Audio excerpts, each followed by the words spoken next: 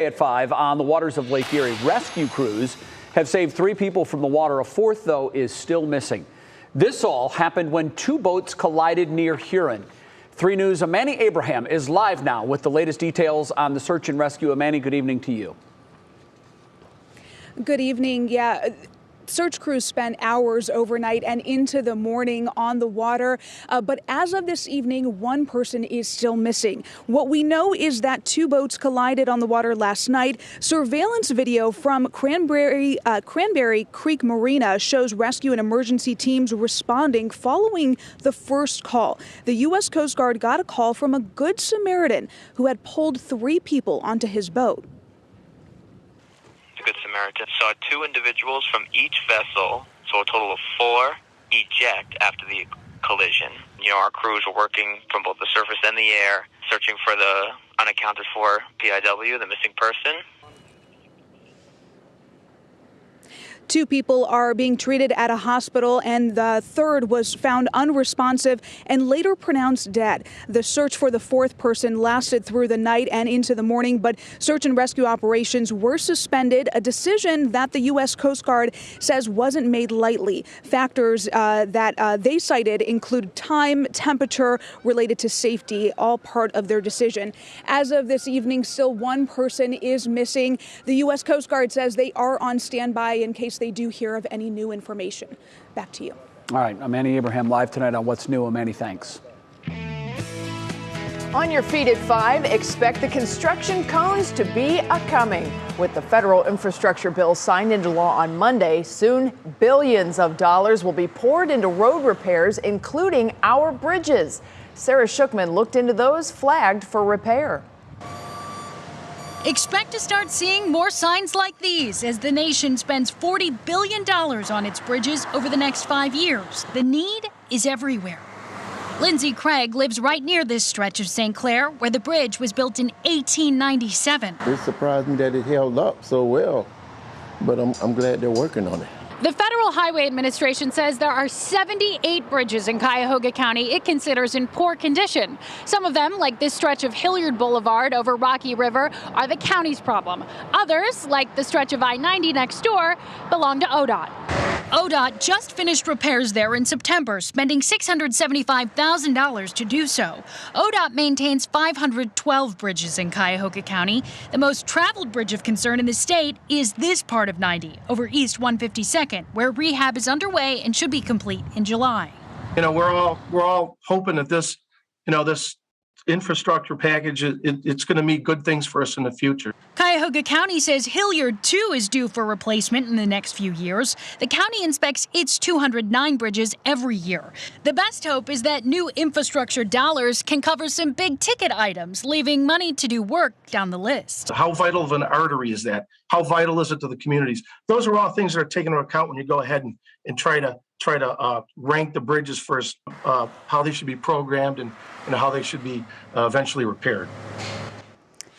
The headline here right now is no one knows yet how much infrastructure money is coming to Cleveland or exactly how soon. Senator Rob Portman's office, though, one of the few Republicans who actively supported the bill, says Ohio will get $483 million just to help with bridges, even more money for roads. So the gas tax and part of your car registration that you pay now, guys, those have funded these current repairs. So that's good to know. But there definitely hasn't been enough money to fix it all. You just think about the age of some of this infrastructure.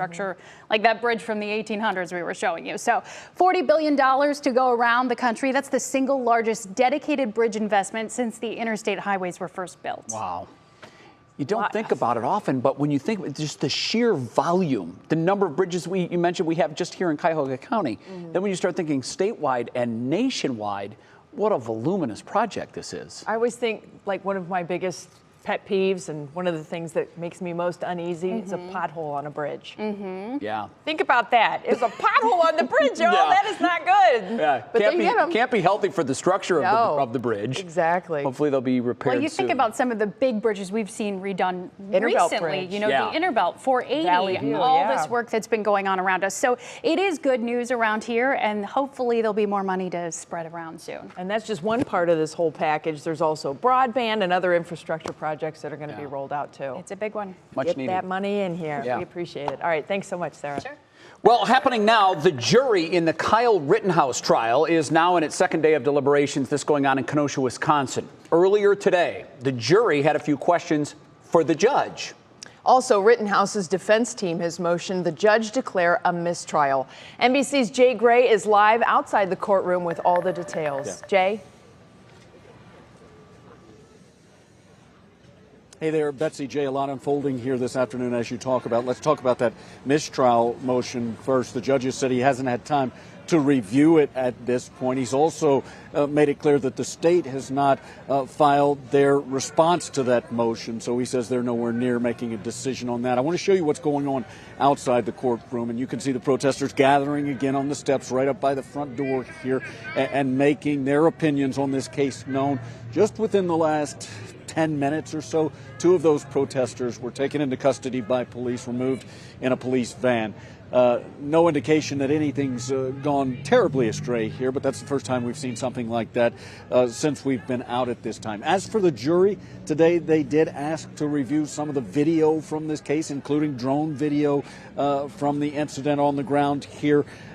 They spent some time reviewing that. There's been some back and forth between the two legal teams on the validity of that drone video when it comes to the chain of command, as far as they're not real sure who had custody of it at times, and so that's something they're working through as well. There were two more questions for the judge, unclear if they were procedural questions. The judge also made some comments on the public record today in the courtroom.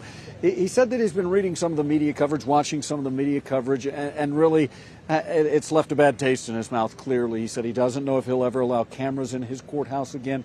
He's really talked about the media blasting this proceeding for things they don't know anything about, specifically the opportunity for Kyle Rittenhouse to pull the jurors' numbers from that bingo hopper to determine which will be the 12 actives and which will be the ones waiting in case they're needed. He said he's done that, Jay and Betsy, for 20 years, and he plans to keep doing it. Yeah, it was a bit unusual to see a judge actively responding to some of the media and the public's general criticisms of the way he's handled the proceedings. Jay, before we let you go, any indication here on a timeline when we might reach a verdict?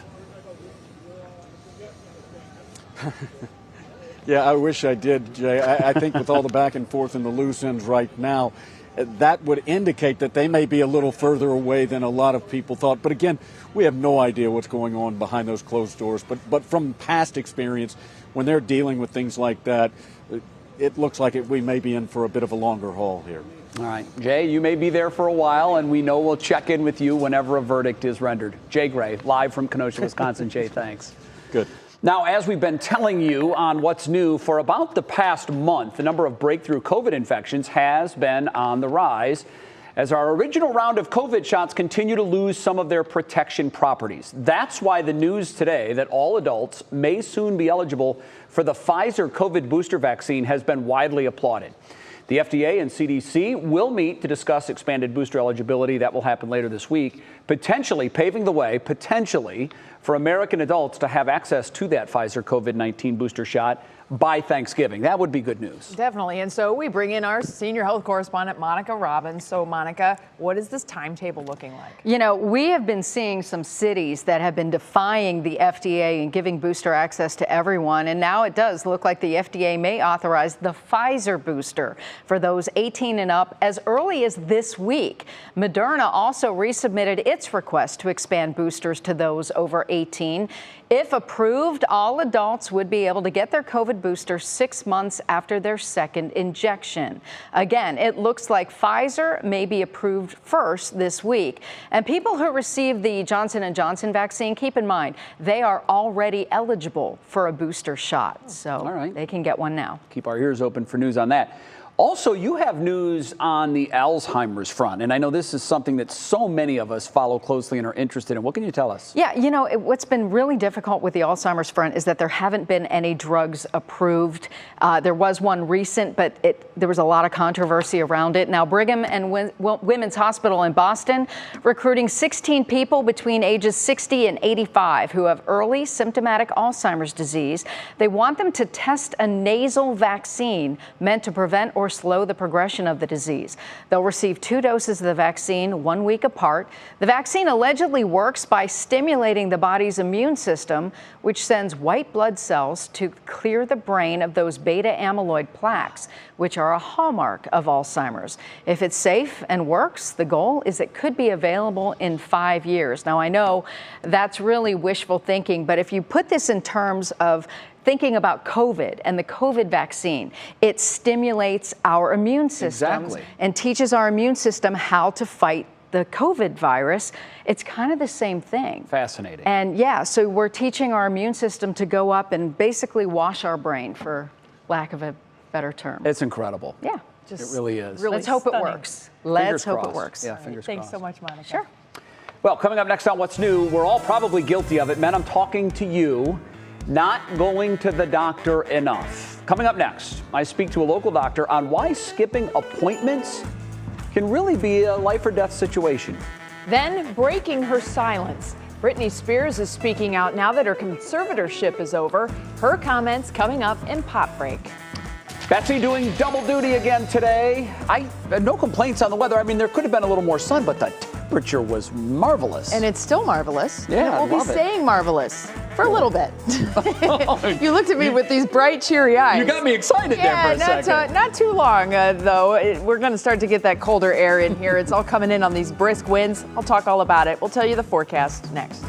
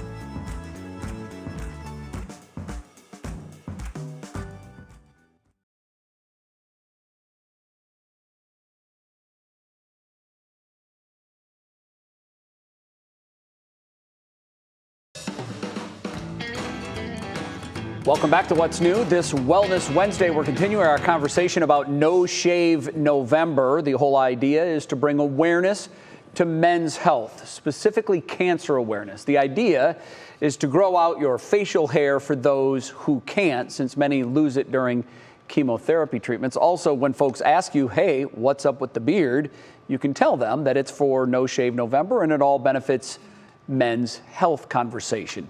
And there you go. There's the side-by-side. Chud there on the right. Looks like he's starting to get some nice growth, Bets. He still looks like he's 15. Yeah. Well, it's a little patchy. And then there's the old man in the sea on the left. Who looks like he's 70. I really do want to go out and do some fishing. I feel like this is a perfect fisherman beard, right? You got it. But unfortunately, there won't be any of that with the weather. Anyhow, earlier this week, I spoke with Dr. Lee Ponsky at University Hospitals on the importance of men's health and why we really need to step it up when it comes to paying attention to our health and our bodies. If you look at all of the patients who go to doctors in the Cleveland market, there's about 250,000 less men than women every year seeing the doctor. It's really unbelievable. I hate to sound hyperbolic here, but it really is a matter of life and death, isn't it, doctor? If you look at the leading causes of death, men die more often, 14 of the 15 leading causes of death. And men die about 6 to 7 years earlier than women. If we could take men and bring them into the doctor every year, and we could diagnose someone who didn't know that they had heart disease and prevent them from having a heart attack, or get screened for colon cancer, and maybe we find some early, or maybe being told that you're pre-diabetic and you watch your diet, you could prevent yourself from getting diabetes. Look, diabetes can affect erectile dysfunction, and certainly that's something the guys respond to. So maybe just do it for that reason, if nothing else. We will see often 50-year-old men who saying the last doctor I saw was my pediatrician. That's a problem. If you're waiting until it hurts, it may be too late. We got to remember that. Every year, once a year, you should go to the doctor. I know what I've done is sort of a way to honor my father and also a way to trigger my memory annually is I always set his birthday as my annual reminder, because I know I'm always thinking of my father around his birthday. We had conversations in his last months about me making sure, because of the cancers that he had developed, that they are wildly hereditary. What's amazing is that if you can convince 5 of your friends to do the same thing, you're gonna change lives. Yeah, it really is something that a lot of us men don't do right. We put off going to the doctor even when we know we should. You should have that annual physical, no matter what's going on. Great information there from the doctor. Great reminders, too. Dr. Ponsky, again, was his name. He's also the executive director of UH's Cutler Center for Men, a program for men to seek and prioritize their health needs. Don't forget, 3 News helping to raise money for a Special Wish Foundation, Cleveland, with these attempted beards that we have going. If you want to make a donation, of which 100% of the funds go to grant kids' wishes, we have all that information up on our website, WKYC.com. Men have to pay attention to it, and I was stunned by that number. In Cleveland, men have 250,000 fewer visits to the doctor than women in our area, 250,000. I think that's fascinating because a lot of women, like, I do this a lot. I don't have time. Yeah. I'm just being honest. I just don't have time. You always have to. You have to make time. That's the problem. And then when you get in there, you got to make sure it's quality time at that. You're not just doing the, okay, I got to get going. Let's go. Right. You actually have to make it worth it. And the guys have to do the exact same thing. We do. We have these annual checkups that we have to do. And of course, my father had 3 different kinds of cancers. So did mine. So you've got that flag that okay, I have to be tested every year for this. I have to be tested every 5 years for this, because his cancers are oftentimes passed down through genetics. So men, I cannot emphasize this enough. I know sometimes we think we're supermen and we can, I'll fix it. I'll just will it away. Yeah. Go to the doctor and do it annually. Pick your birthday or your dad's birthday or something that's easy to remember, but do go. Ignoring it doesn't make it better. No, it doesn't. It will not pass. No, just it won't. Get it taken care of early. All right, let's take a look at this forecast. Speaking of it will not pass. Winter is just not going to pass very easily, unfortunately. Right now, though, we're kind of still flirting with fall at this point. It's been a beautiful afternoon as far as the temperatures go. We made it to 65. We're going to hang out here in the 60s for the next several hours. Note that the rain starts to sneak in the early morning, and that's when the temperatures drop. So there's a cold front that's coming in. Can you see where the cold front's expected to pass? And the temperatures are going to continue to fade as we head through the day tomorrow. We are still sitting at 67 degrees in tropical Dover, mid-60s elsewhere here in Northeast Ohio. Wind has been brisk. We're still getting gusts at 25, 26 miles per hour from time to time. Clouds have been a big part of the afternoon, but so far the rain hasn't. yet. Look at the rain out to the west of us, and note that the rain is starting to pick up a little bit in Indiana. So we're starting to see some actual upgrowth in that rain potential. Meanwhile, it's snowing here in the Dakotas and then over into portions of Minneapolis, St. Paul, and Minnesota. Look at how well defined this front is. Jay, look up from your phone because you'll like this. Look at how perfectly well defined that front is, and it is right on the rain. So when the rain gets here, that's the front. Wind will switch, temps go down, and friends, it's going to be a chilly day tomorrow. Right now it's 35 in Minneapolis, 49 in Chicago. We're still in the 60s. That's not going to last long. Let's take a look at your National Design hour-by-hour forecast. 60 degrees at midnight. There's the front. It goes through, drops the temperatures. Morning, we will be in the mid and upper 40s with rain coming down. Once we get through the morning commute toward midday, we may get a few breaks in the overcast, but I think we're still going to have a lot of cloud cover. It's still going to be breezy, and it's still going to be chilly. Temperatures are basically going to fade back into the low 40s and hold through the afternoon. We'll get some sun that may give us a few little bumps, but we'll start to see some cumulus clouds popping up. By evening, that's when things begin to align a little bit better for some lake effect to get going. And as of right now, we are looking at lake effect coming down in the primary snow belt. Could sneak into some western sections of the secondary snow belt, but for right now, we are aiming into the primary snow belt for Thursday night. That lasts all the way into Friday morning. Then we should start to see all of it backing off. Remember, the wind has to align just right to make things happen. We will probably end up getting a couple inches of snow out of this in our eastern suburbs and out into the heart of the snow belt in Geauga County. So just a heads up, you may have to run into the garage and grab the snow shovel or whatnot to clear off the deck a little bit if you're in the primary snow belt by the time we hit Friday morning. Here's your Union Home Mortgage forecast. 40s for the day tomorrow. We'll barely make it out of the low 40s on Friday. There's a lot of areas that are going to stay in the 30s. We get a break on Saturday. We do it all over again Sunday into Monday. Temperatures Monday just holding in the 30s. We stay in the 30s for Tuesday, and by Wednesday we'll be trying to climb out of that with temperatures in the mid 40s, but mostly cloudy skies. So right now, Thanksgiving travel not looking too bad. Jay? Okay, thank you very much, Bets. Next on What's New, Meghan Markle will be on a talk show tomorrow. We're going to tell you where and when you can watch, plus peek at what she has to say to the country. That's next in Pop Break. Then, what happens next with this dog and this pool? Well, you're going to have to stay with us to watch. I can tell you it's worth the watch, and it's next.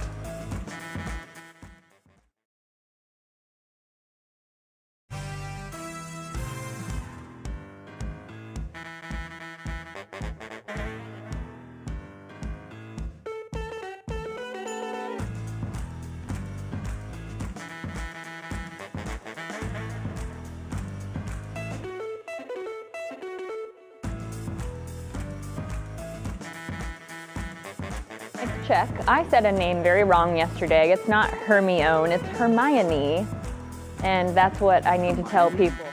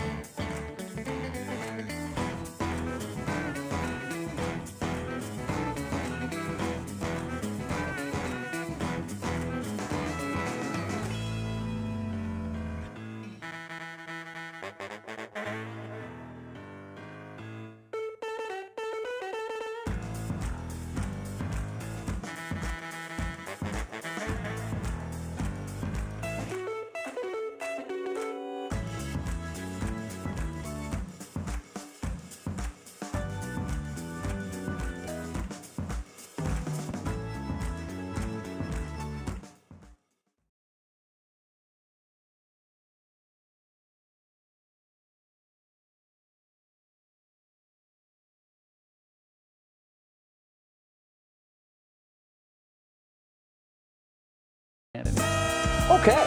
It's time for your pop break. Surprise!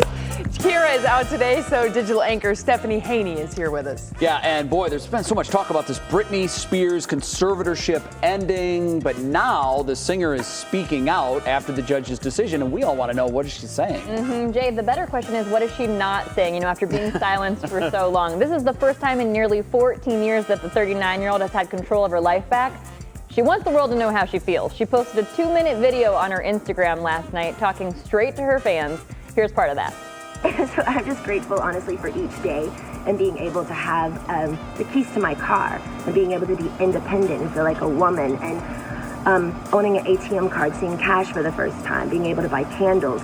It's the little things for us women, but it makes a huge difference. Car keys, those sound like big things to me. The newly engaged mother of two says she hopes her story makes an impact, that she plans to be an advocate for others now, and thanks her fans for what she calls really saving her life. Now, from the Princess of Pop to the Duchess of Sussex, tomorrow right here on Channel 3, Meghan Markle will be on the Ellen DeGeneres Show. This will be her very first appearance on a daytime talk show since becoming a royal when she married Prince Harry in 2018. You can catch her interview starting at 3 p.m. right here on 3. And we know Meghan will be talking about acting auditions she's been on, the time she spent on the Warner Brothers lot, and the old beat-up car she used to take to get there long before she landed her role on Suits. So try and tune in you can. With all of the bombs, Jay and Betsy, that she dropped in that Oprah interview, I am really looking forward to seeing what she talks about today. Yeah, this will be big. I think it could be big, or maybe they're just going to go and move on. Maybe they've said it all. Speaking of having said it all, though, I do need to correct the record here very quickly. Yesterday, I said a name of a Harry Potter character very wrong. It is not pronounced how I said it. I will not say it again, but it is Hermione. And I want to thank our What's New Facebook family for keeping me honest and for the heads up on that. Hermione. Okay. Oh, they'll let you know, right? Oh, yes. Yes. And I appreciate it, and it won't happen again. Promise. We're human, people. Get over it. It's all good. No worries. Thanks a lot. You did great. I mispronounce stuff all the time. It happens. We're human, Yeah. It happens. Okay, time for our Worth the Watch. You're going to love this. It's just fantastic. We know how some dogs, especially retrievers, love water. There's almost nothing they won't do to get into it. Oh! And how about this dog? Betsy, the dog is named Smiler, but I think more appropriate name would be Jumper. Take another look at this. Whoopee! Wow. Oh, that is fantastic. I'm impressed. As long as he has a way to get out. That's cute, but Yeah, well, someone's there with the camera. True. So someone's going to help her do that. I hope she doesn't do that when no one else is around, because you're right. I mean, they can paddle water and doggy paddle for a long time, but hang out on the side. It's pretty cool to see, though. It's like a long jump. It's like a deer. The long runway, boom. That was fun. Coming up in the next half hour of What's New, the cost of Thanksgiving dinner. How will this year's dinner compare price-wise to what we paid last year? Here's a hint. It's not cheaper. Ugh. Plus, what new research says about people who drink tea and coffee, and it's all good this time. Wow, that's a change. And our Perks contest continues. We are live with tonight's lucky guest with a chance to win $1,000 in Giant Eagle gift cards. She looks excited. Yep. She looks a little nervous. No nerves at all. No need to be nervous. This is going to be fun. Yep. She'll try to win that $1,000 in gift cards when we come back.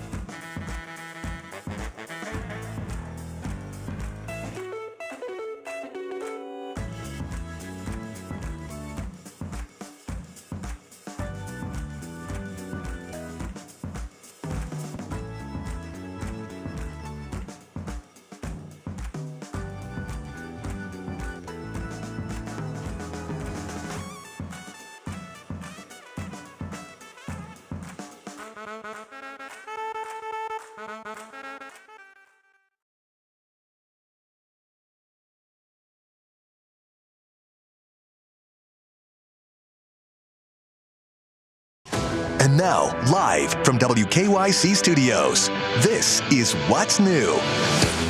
We start with 3 things you need to know now at 5:30. The U.S. Coast Guard suspended its search for a missing person in Huron. Rescuers say 2 boats collided last night just before 8:30. According to the Coast Guard, a Good Samaritan pulled 3 people from Lake Erie.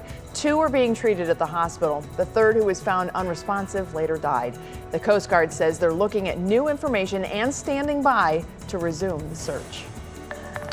In Wisconsin, a jury resumed deliberating the Kyle Rittenhouse case. So far, the jury has asked a handful of questions of the judge, but there's no indication they're close to reaching a verdict just yet. According to the Associated Press, Rittenhouse's attorneys have asked the judge to declare a mistrial. They claim they received an inferior copy of a key piece of video from prosecutors, which they say is in violation of disclosure. They say if they were given the higher quality video, they would have approached their case differently. Prosecutors responded by saying the jury watched the highest quality version during the trial, and it was played without objection from the defense. The judge has not yet ruled on the request. Well, everybody, it's about to be official. Today, the Cleveland Indians announced that Friday is transition day, and so begins the Guardians. The launch happens on all of the team's digital platforms and social media, and the Guardians team shop at Progressive Field will officially open to the public. The team store will be the only place you can buy gear until Wednesday. Then it will be available at other Northeast Ohio retailers. Again, that is going to be on Friday. They're getting it out there because of shopping season and whatnot. So a lot of folks are going to be gearing up before the next season begins. And boy, what perfect timing with the holidays coming up. It all goes back to yesterday's news of the settlement agreement between the Guardians roller derby team and the now Cleveland Guardians baseball team. That's the green light that they needed, certainly. Yep. Well, with all that, we welcome you back to What's New on this Wednesday afternoon. I'm Betsy Kling alongside Jay Crawford. Very good to be with you. Thanks for joining us. Our first top talker today is about the cost of Thanksgiving. We've been telling you that the prices of just about everything are going up. Same is true here. Now we have the details on this Thanksgiving dinner, and the staples are increasingly more expensive. Last year, a can of green beans, Bets, 95 cents. This year, we found them at Walmart in Cleveland for $1.18, so about 20% more. Cranberry sauce is also up. I found this interesting. I didn't know this. Many of these canned items are more expensive because the cans are made of steel, and the price of steel is up more than 200% year to year. Last year, a frozen turkey per pound would be about $1.12. In Northeast Ohio, we are finding them at $1.69 a pound at Giant Eagle. So those prices up way more than 20%. There are some sales that have been happening, and you can get it cheaper. You've been finding sales? Some other places. All right. Yeah, I know you. If it's probably not supposed to say that. You're going to find it at the cheapest place available. It's all about, and you want the good ones, right? So Big Sue was in charge of the turkey this year. Oh, she was. Yeah. She bought your turkey as well? She did. So, okay. Yeah, we stocked up last year. We still have a turkey in the freezer. From last year? From last year when we had the meat shortage, and they're like, you can buy 2. I'd always buy 2 when I could. Yeah. So check your freezer, because there might be one in there. You may be able to save a lot of money. How long can you keep them in there for? Oh, I'd say at least 6 months, right? Well, this is a year. Yeah, close enough. Okay. Cook it up. I'm sure I'll get some emails that will let me know exactly about that. Well, I hope it all turns out okay. Thank you. I don't want any Thanksgiving Day illnesses at the Klings. Well, the coffee and tea prices have been going up too, but coffee and tea lovers, you now have a good reason to go ahead and indulge in that extra cup that you've been craving. According to a new study, people who drink tea and coffee are at a lower risk of having a stroke and dementia. Chinese researchers say people who drink 2 to 3 cups of tea and or coffee each day had a 28% lower risk of dementia and 32% lower risk of stroke than those who didn't drink either. So that basically means I have, another 14% on top of that? I'm basically bulletproof at this point. I've asked you how many cups of coffee you have a day, and you said, not that many, but I think you said the cups are super big. Size matters on coffee cups. And I have a jumbo coffee cup, certainly. There's a lot of cackling going on. But yes, my coffee cup is rather large, and I will easily. So technically, it's only 2 cups, but boy, that's the thing. Yeah, it's 2 of my cups. Okay, I understand that. I'm not a coffee drinker. I'll drink tea, iced tea. I love. Yeah. But this is good news for the coffee and tea lovers because it seems like every study we do is like, well, this is bad. It's bad for you here, bad for you there. And keep in mind, if you have a coffee lover in your life, go around. We have some incredible coffee roasters that are small businesses right here in Northeast Ohio. Yeah. It's what they do, and they've got great varieties, and you can get a little sampler pack to give as a gift. It's a good idea. That is the best because you can try all kinds of new things. Very cool. Yeah. All right. Yay. Sorry, it's my read. Still ahead, feeding Fido. We always love to include our furry family members in our celebrations, but it's not always a good thing. We're going to tell you what's okay and what's not okay to feed your dog this Thanksgiving. And someone in Northeast Ohio could become $1,000 richer in moments. It's our Big Perks Contest giveaway, and we want you to play along at home. Tonight's question, we're going to share it with you in advance. Well, we're not going to tell you the question. I'll tell you this. It has something to do with Cleveland's skyline. Okay. So that's a hint. All right. That's a good hint. There's that Cleveland skyline as of right now. We got a little breeze going out there, so the camera's shaking a bit. Shaky. Clouds are in play. The cool air is coming into play. I'm going to tell you all about that next.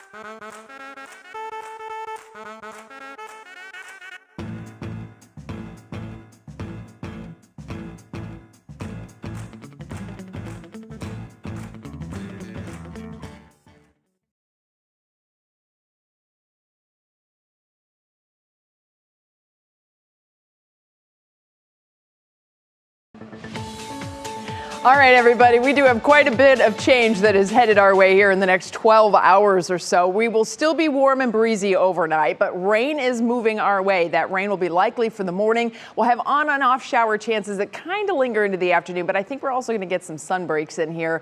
Then lake snow gets going tomorrow night, and the accumulations are probably going to be stacking up in some parts of the primary snow belt. Over the next few hours, a lot of the leaves that are still on the trees are going to be coming off as the winds continue for us. Temperatures Temperatures staying steady in the low 60s through the evening. This might be a great night to get out and do a family evening walk. It would be a really nice evening to take advantage of these warm temperatures. Yeah, it's breezy. Throw a jacket on. You'll be fine. Is that the mom thing in me or what?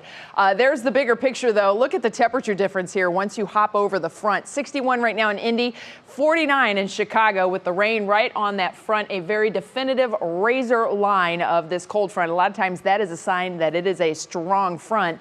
Not to be outdone, look back here into Minneapolis. Temperatures already down in the mid-30s. They have snowflakes flying in the northern portions of the Plain States. All of that translates east as we go through the next 12 hours, everybody. And not only that, but we have another storm system that's already stacking up off the west coast. That one is going to be here for Sunday and move through on Monday. So we get to do it all over again. Here's your National Design hour-by-hour forecast. It will still be windy as we head into the overnight hours. Look at these temperatures at midnight, 60 degrees. But not for long, because once that front cuts through, remember that razor edge of that cold air comes in, and it will be very evident when you step out the door in the morning that things are going to be a little bit different. We're going to have rain to start with temperatures in the mid and upper 40s. Once that rain clears out, I think we will get some sun breaks in here. So we're not going all cloudy for the day tomorrow, but it's still going to be breezy, and it will be kind of chilly for us. We'll fade back into the low 40s through the afternoon. Then the lake effect gets going. So here's the thing. The winds initially will not be aligned the right way for the lake effect to get going. It's not until the evening and the overnight hours that we're finally going to start to see that lining up. And a lot of that is expected to shoot out into the primary snowbelt areas. Temperatures are going to be cold tomorrow night. We're going back into hard freeze territory. By Friday morning, we're going to be in the 20s in most locations. But the good news is by Friday afternoon, we're going to see all of that leaving us, and we'll get some sunshine. There's a look at where the snow is most likely to accumulate, right in the heart of the snow belt. There's your Union Home Mortgage forecast. I mentioned the cool air arrives tomorrow. We stay chilly for Friday. Saturday we rebound. Sunday we do it all over again. Temperatures go up, they come down on Monday, and they stay chilly for the day on Tuesday. I think we have better potential for accumulating snow Monday and Tuesday than what we have for tomorrow night. Okay. By and large, I mean, that's what we should expect for this time of year, right? We call that November. Yeah, it happens every year about this time. Does. Okay, right now, it is time to give another lucky viewer the chance to win my perks from Giant Eagle. In case you missed it, each day leading up to Thanksgiving, a pre-selected viewer will get a chance to answer a trivia question. This will happen at the 6 a.m. hour of Go, and then right here at 5 on What's New. Okay, so if the viewer gets the answer wrong, then the amount rolls over and increases by $500 to the next show. This morning's viewer did not get the question right. So we have $1,000 in perks that are up for grabs, and Tiffany Scarlett of Rootstown has a chance to win it all. Tiffany, if you win tonight, what are you going to do with all those perks? There's a couple churches here that are doing food drives for the holiday, so I'm going to go and donate to them. Wow. Okay, we always root for our viewer to get it right. Now we're really rooting. It's fun, but now we're really rooting for you because you're going to spread the love. Okay, Tiffany, here's your question.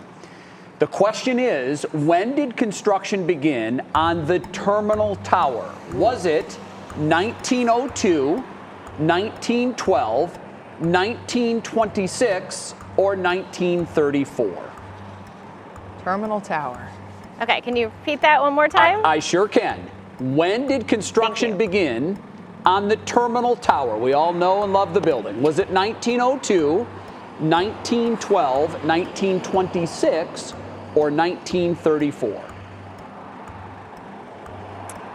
I'm going to go with C, 1926.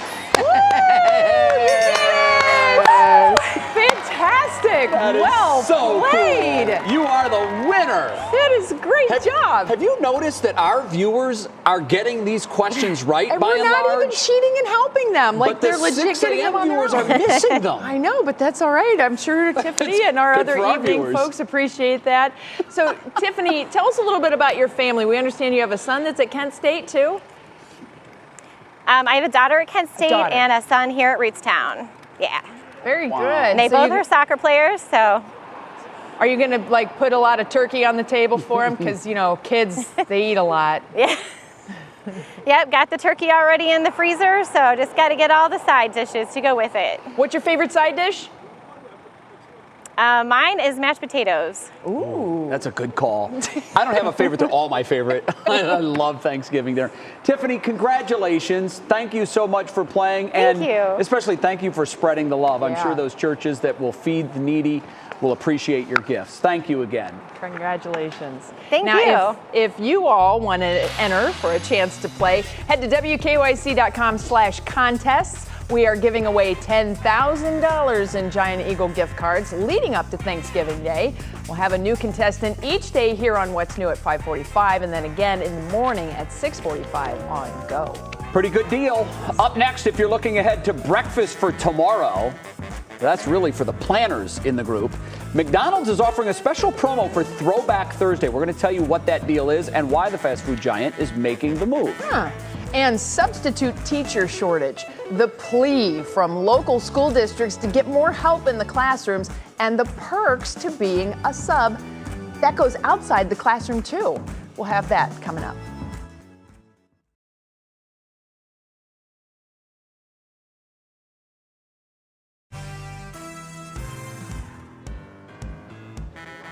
Okay.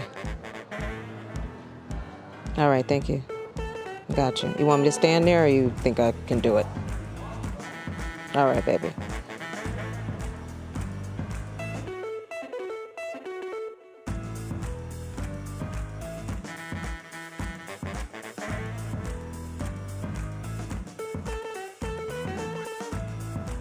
Mic check. What is clicking in Cleveland is our Bachelorette lives to love another day.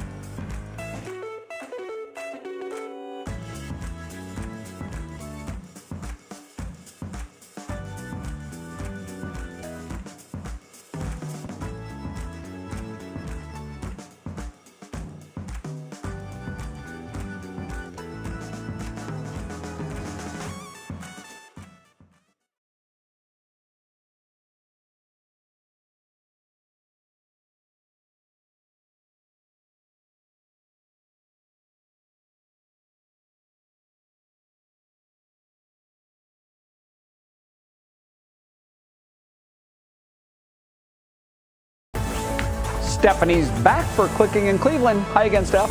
Hello again, Jay. Okay, our Ohio guy on The Bachelorette, he is proving that he has the stomach for love. On his group date this week, the guys thought they were meeting the Minnesota Vikings in Michelle Young's hometown, but no. They had a medieval Viking-themed date, and the North Canton native Rick Leeks Jr. had to eat fermented herring. But he did it, and so did a lot of other guys, and afterwards he was rewarded with a rose. So now the field is narrowed from 11 to 8 guys, and we will see what happens with Rick next week. Hopefully he doesn't have to eat old fish next week. With Thanksgiving next week, though, we do have a reminder for you on what not to feed your pets. According to pet insurance company Trupanion, these things can be very dangerous, so steer clear of turkey for the most part. A cooked bone can be a choking hazard, and dark meat is very high in calories. The ingredients in stuffing, those onions, chives, garlic, and scallions, they are very dangerous for your pet, and the same goes for those things when they're mixed in mashed potatoes. So not the potatoes themselves, but the toppings. And all those pies, too high in sugar, so that is also a no. In this case, sharing is not caring. And now you know. Okay, Now I'm talking to McDonald's breakfast lovers. Can you believe the Egg McMuffin has been around for 50 years? So to celebrate this, McDonald's is selling them tomorrow through their app for the original price of 63 cents. It's not National Egg McMuffin Day, but it is a pretty good deal. They're sharing how people have also hacked their Egg McMuffins by adding bacon, tomato, grape jelly, hash brown syrup, and chicken. Now, the hash browns, I can see that, but the grape jelly, not my thing. Jay, Betsy, have you ever hacked an Egg McMuffin? Done anything I didn't special? know that you could, quite honestly. I've never eaten an Egg McMuffin. No? No. Wow. No, What is never. the matter with you? You ever smelled them? Yes. Pretty rank. I do not. eat them. They're They are. delicious. No, Yeah. I like they the really biscuit don't. ones myself. I take the Canadian bacon off since I don't do the meat thing Right. anymore. Right. I'll have So that's your how I Canadian hack bacon. it. They're 63 cents 50 years ago. How much are they now? Does anybody know offhand? Not 63 cents. I tried to look at the menu, but you can't see the breakfast Someone menu. knows. What? January yelled January 269. She knows. And listen, this proves my point. I could not check the price on the menu because McDonald's doesn't have all-day breakfast anymore, and that's what we really want. Forget the 63-cent Egg McMuffin. You're right. Give me all-day breakfast back. Breakfast for dinner yeah. is nutritional and it's a treat. And everybody loves There it. it is, Come on. exactly. It's great. Okay, thanks. Thanks, Steph. In tonight's education station, Help Wanted. School districts in Northeast Ohio and all over the nation, really, are desperately seeking substitute teachers. Yeah, January Keaton spoke to a local superintendent about how districts are trying to fill hundreds of substitute teacher positions that were left open because of the pandemic.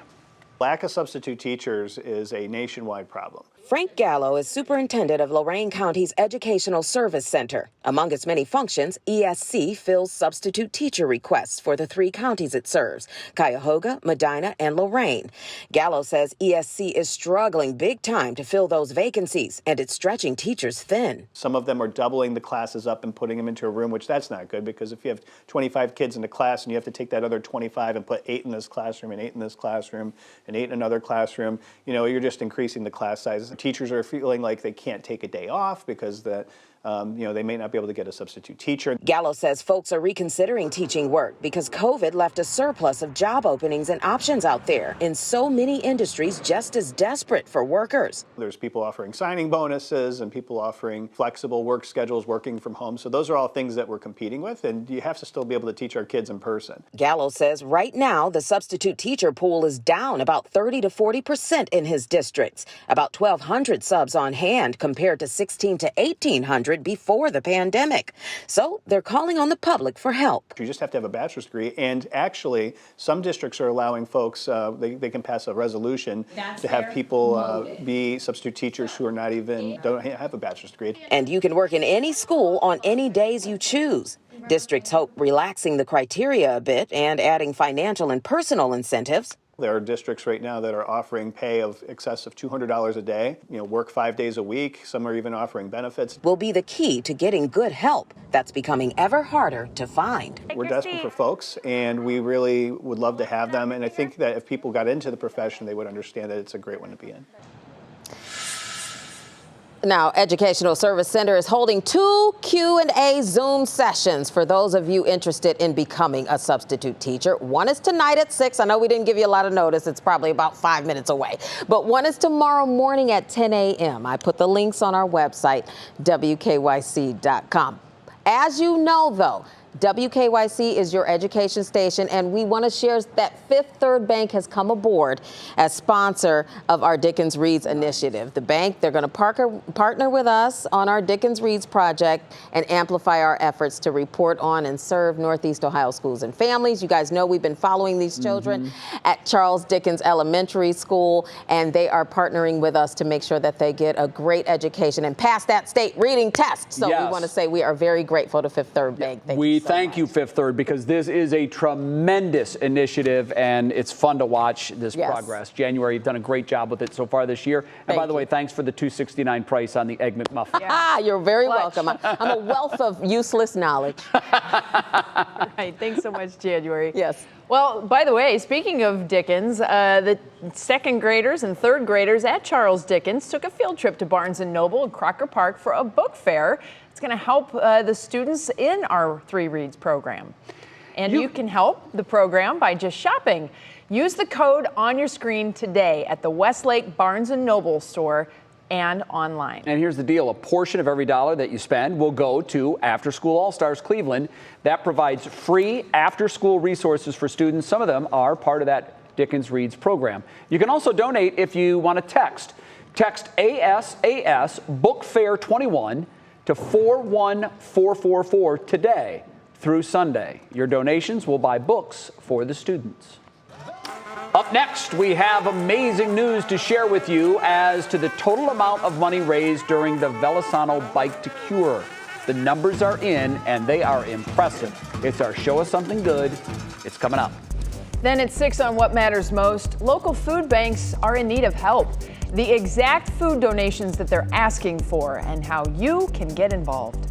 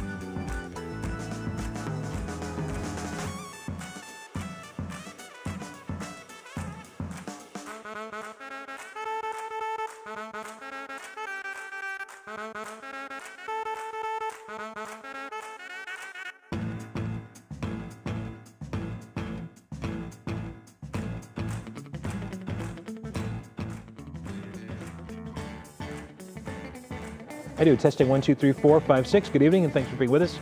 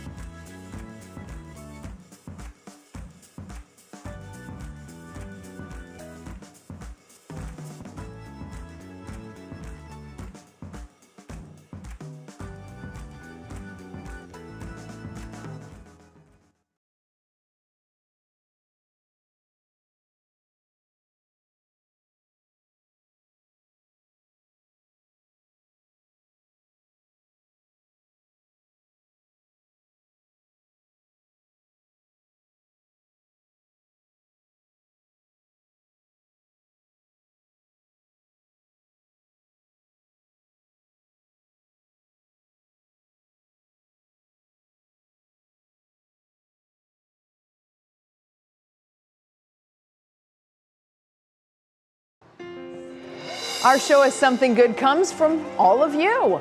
Thanks so much to many of you for your donations. Velosano raised a record-breaking amount for cancer research this year. According to the Cleveland Clinic, more than $5.1 million was raised. And Team WKYC, we raised just over $93,000. We were 12th place. I'm so proud of us. Thank you to everybody who donated and participated in this event. A lot of folks were just so happy to be back. Yeah, that's an incredible number, $5 million. We're out of time. Thanks so much for joining us. We'll see you again tomorrow at 5. What Matters Most with Russ and Lena starts right now. Now at 6, tragedy on the water. New developments in the search to find a boater missing in Lake Erie after a collision last night. Also, dangerous drive. How will new money from the federal government fix some of the most deteriorated bridges in Northeast Ohio? Booster confidence. It's going to be very important for people to get the booster shot. With more Americans about to get another COVID shot, experts explain how that will make the holidays safer and help wanted. It's great to be able to help out as much as possible. From food to volunteering time and donating cash, Community groups explain what matters most to them this Thanksgiving season. From the WKYC studios, this is What Matters Most. Good evening and thanks for being with us. I'm Russ Mitchell. And I'm Lena Lai. Tonight, the search is called off for survivors after a boat collision on Lake Erie in Huron. One person is still missing. Amani Abraham brings us the latest from crews on the search and rescue. It was hours spent overnight and into the morning searching for one person still missing after two boats collided on the water Tuesday night. Surveillance video from Cranberry Creek Marina shows rescue and emergency teams responding following the first call, which was sent out to the U.S. Coast Guard by a Good Samaritan who had rescued 3 people. The Good Samaritan saw 2 individuals from each vessel, so a total of 4, eject after the collision. 3 pulled onto the Good Samaritan's boat, but one person found unresponsive, later taken to EMS by the Coast Guard. That person later pronounced dead. The other 2 taken to the hospital for treatment. Our crews were working from both the surface and the air, searching for the unaccounted for PIW, the missing person. Petty Officer Greg Schell says the search was later suspended, a decision that he says wasn't made lightly. And a couple factors, including time, temperature, and expected survival equipment, equates to a higher probability of loss of life. The Coast Guard says crews are standing by to respond pending any further developments. The damage was consistent for an accident like this. Jim Kennedy responded on scene, towing both boats back to shore. The one vessel was submerged, and so we were able to identify its running lights below the surface, and we were able to get some lines on it and get it raised up and stuff like that. And then, but we were able to, the most important thing is we just dealt with the people first. Well, as of this evening, still the 4th person on that boat remains missing. The U.S. Coast Guard says that they are on standby until they get any new information. Russ? Okay, Amani, thank you so much. It is the largest investment in our nation's bridges since the interstate highway system was built. With the infrastructure bill signed into law, Ohio's bridges will be getting help soon. The state will get $483 million to repair or replace crumbling bridges, including dozens of them in Cuyahoga County. Sarah Shookman looked into those flagged for repairs, and you can just see the rust and the crumble on the. Yep, I bet there's something along your route, right, that you've noticed. Certainly. Well, the Federal Highway Administration posts its inventory of bridges every year. And this spring, it flagged 78 in Cuyahoga County in poor condition. The good news is I found today some of the most serious offenders are already being addressed. The most highly trafficked bridges of concern in the state are stretches of I-90. Rehab and painting work is underway on this part of East 152nd, with 112,000 cars crossing it every day. That work should be done in July. The second stretch is over Rocky River, with 106,000 cars each day crossing there, and ODOT says $675,000 of repair work was just completed in September. Now, ODOT maintains 512 bridges in Cuyahoga County. 14 of them are considered structurally deficient. Cuyahoga County itself maintains another 209. It's exciting news. I think it's exciting news for our industry, and I think it's exciting news for the country. There's, of course, questions for our agency, and I'm sure for a lot of our partner agencies as well, regarding just how the money will be apportioned out between all the different subdivisions. That's what no one knows yet, and Cuyahoga County is already using a variety of factors to prioritize the work, like you were seeing here for a bridge that was first built there along St. Clair in 1897, and Hilliard Boulevard is on a list to be repaired in the next few years as well, where public meetings have already begun, and it is headed to the design phase. You know, the gas tax and part of your car registration fees have funded current repairs, but there definitely hasn't been enough money to fix it all. So, Lena, the best hope here is that the new infrastructure dollars can cover some big ticket items, which would then leave more money to kind of work down the list. Yeah, safety is important. All right, thanks Absolutely. so much, Sarah. Sure. The Cleveland Indians will make the official transition to the Cleveland Guardians this Friday. That will include new Guardians merchandise available at 9 a.m. that day at the team store at Progressive Field. The new gear will be sold at stores throughout Northeast Ohio on Tuesday. The team's social media platforms will change names as well. This news comes after the team reached a deal on Monday in a lawsuit over its new name by the Cleveland Guardians roller derby team. In politics this evening, a fast-track map of Ohio's new congressional districts is continuing to move through the Republican-controlled state legislature. A House committee okayed that proposal today, and the 15-district map cleared the Senate yesterday. But Democrats say that new map is unfair. I believe that we should participate in meaningful elections, that these district lines should not be manipulated, and that the protections that are in the Freedom to Vote Act are essential for all states, but certainly very important for the state of Ohio. And the new districts will last only 4 of the next 10 years until the next census. In Wisconsin this evening, deliberations continue in the Kyle Rittenhouse trial.